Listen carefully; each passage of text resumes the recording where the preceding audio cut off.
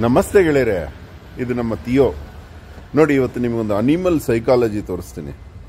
ಅದು ಅನ್ಕೊಂಡಿದೆ gate lock ಆಗಿದೆ ಅಂತ. ಆಕ್ಚುಲಿ ಈ ಗೇಟ್ ಲಾಕ್ ಆಗಿಲ್ಲ ನೋಡಿ ಇಲ್ಲಿ.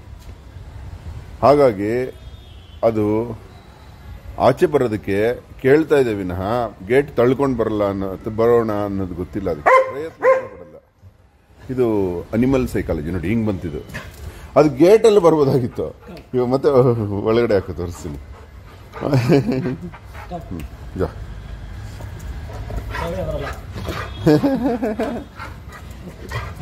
ಹೆಂಗಿದೆ ನೋಡಿ ಲೈಫ್ ಮನುಷ್ಯರದು. ಇದಕ್ಕೆ ಆಧಾರವಾಗಿ ನಿಮಗೊಂದು ಕತೆ ಹೇಳ್ತೀನಿ. ಟಿಪ್ಪು ಸುಲ್ತಾನು ಎಲ್ಲ ಪ್ರೊಫೆಷನ್ ಅವ್ರನ್ನು ಆಡ್ಕೋತಿದ್ದ. ಮೇಲ್ಕೋಟೆ ಎಲ್ಲೋ ನಾಮದ ಒಂದು ಕಮ್ಯುನಿಟಿ ಇತ್ತು, ಅಯ್ಯಂಗಾರ್ ಕಮ್ಯುನಿಟಿ ಅಂತ. ಅವ್ರನ್ನ ತುಂಬ ಆಡ್ಕೊಳ್ಳೋದು.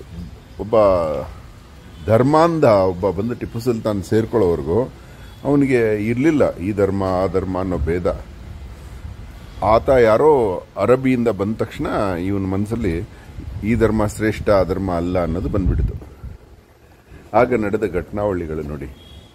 ಈ ಮೇಲ್ಕೋಟೆ ಅಯ್ಯಂಗಾರರು ಹಣೆಗೆ ಎಲ್ಲೋ ನಾಮ ಹಚ್ಚೋರು. ಆ ಎಲ್ಲೋ ನಾಮ ಅದರೊಳಗಡೆ ಸ್ವಲ್ಪ ಸಕ್ಕರೆ ಬೆರೆಸೋರು. ಸ್ವೀಟಿಗೆ ಕಲ್ಲು ಸಕ್ಕರೆನ ಪುಡಿ ಮಾಡಿ ಬೆರೆಸೋರು. ಇವರು ಅದು ಸಿಹಿಯಾಗಿರುತ್ತಲ್ಲ, ಅವ್ರ ಧರ್ಮಕ್ಕೆ ಅವಮಾನ ಮಾಡೋದಕ್ಕೆ ಅದನ್ನ ನೆಕ್ ಬಿಡೋರು. 4 ಜನ ಹಿಡ್ಕೊಳ್ಳೋದು ಅಯ್ಯಂಗಾರ್ ಪಂಡಿತರನ್ನ, ಅವ್ರ ನಾಮ ನೆಕ್ಕೋದು, ಅವಮಾನ ಮಾಡೋದು. ಹೀಗೆ ಮಾಡ್ತಿದ್ರು. ಹೀಗೆ ಯಾರೋ ಅಸ್ಟ್ರಾಲಜರ್ ಒಬ್ಬ ಬಂದಾಗ ಅವನನ್ನು ಗೇಲಿ ಮಾಡೋಕ್ಕೆ ಶುರು ಮಾಡಿದ್ರು. ಏನು ಎತ್ತ, ಹೇಳಪ್ಪ ಇವಾಗ ನಾಳೆ ನಾನು ಈ ಕೋಟೆ ಒಳಗಡೆ ಯಾವ ದ್ವಾರದಿಂದ ಬರ್ತೀನಿ, 4 ದ್ವಾರಗಳಿದೆ ಅಂತ ಕೇಳ್ತಾರೆ. ಯಾವ ದ್ವಾರದಿಂದ ಬರ್ತೀನಿ ಹೇಳದೇ ಇದ್ರೆ ನಿನ್ನ ತಲೆ ತೆಗಿಲಾಗುತ್ತೆ ಅಂತ ಹೇಳ್ತಾರೆ. ಅವನ ಆಸ್ಟ್ರಾಲಜರು ಇನ್ನೊಂದು ಕಂಡೀಷನ್ ಹಾಕ್ತಾನೆ. ನೀವು ಯಾವ ದ್ವಾರದಲ್ಲಿ ಬರ್ತೀನಿ ಅಂತ ಬರೆದಿಡ್ತೀನಿ. ಯಾಕಂದ್ರೆ ನಾನು ಮೊದಲೇ ಹೇಳಿದ್ರೆ ನೀವು ಆ ದ್ವಾರದಲ್ಲಿ ಬರೋದಿಲ್ಲ, ಮತ್ತೆ ನನ್ನ ತಲೆ ತೆಗಿಬಿಡಿ ಹೋಗ್ಲಿ, ನಾನು ಅದು ಉತ್ತರನೇ ಹೇಳೋದಿಲ್ಲ ಅಂತಾನೆ ಪಾಪ. ಅದಕ್ಕೆ ಅವನ ಕಂಡೀಷನ್ಗೂ ಒಪ್ಪಲಾಗುತ್ತೆ. ಯಾವ ದ್ವಾರದಿಂದ ಬರ್ತೀನಿ ಅಂತ ನೀನು ಬರೀ, ನೀನು ಬರೆದ ದ್ವಾರದಿಂದಾನೇ ಬಂದರೆ, ನಿನ್ನ ಬರೆದ ರೀತಿಲೇ ಬಂದರೆ ನಿನಗೆ ಉಳಿಗಾಲ ಇದೆ, ಇಲ್ಲಾಂದ್ರೆ ನಿನ್ನ ಮುಗಿಸ್ಬಿಡ್ತೀವಿ ಅಂತ ಹೆದರಿಸ್ತಾರೆ. ಅವನ ರೂಮ್ ಒಳಗೆ ಹೋಗಿ ಯೋಚನೆ ಮಾಡಿ ಅವನ ಇಷ್ಟ ದೇವತೆಗಳನ್ನೆಲ್ಲ ಪ್ರಾರ್ಥನೆ ಮಾಡಿ ಬರೆದಿಡ್ತಾನೆ.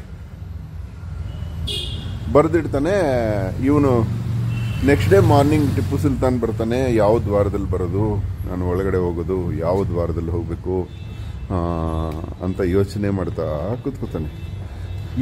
ಏನಾದರೂ ಮಾಡಿ ಪನಿಷ್ ಮಾಡಬೇಕು ಅಂತ ಈ ದ್ವಾರನೇ ಬೇಡವೋ, ಯಾವುದೋ ಒಂದು ದ್ವಾರ ಬರದೇ ಇರ್ತಾನೆ, ನಾನು ದ್ವಾರದಲ್ಲಿ ಬರೋದು ಬೇಡ ಅಂತ ಕೋಟೆಗೆ ಏಣಿ ಹಾಕಿಸ್ಕೊಂಡು ಈ ಕಡೆ ಹತ್ತಿ ಆ ಕಡೆ ಇಳಿತಾನೆ.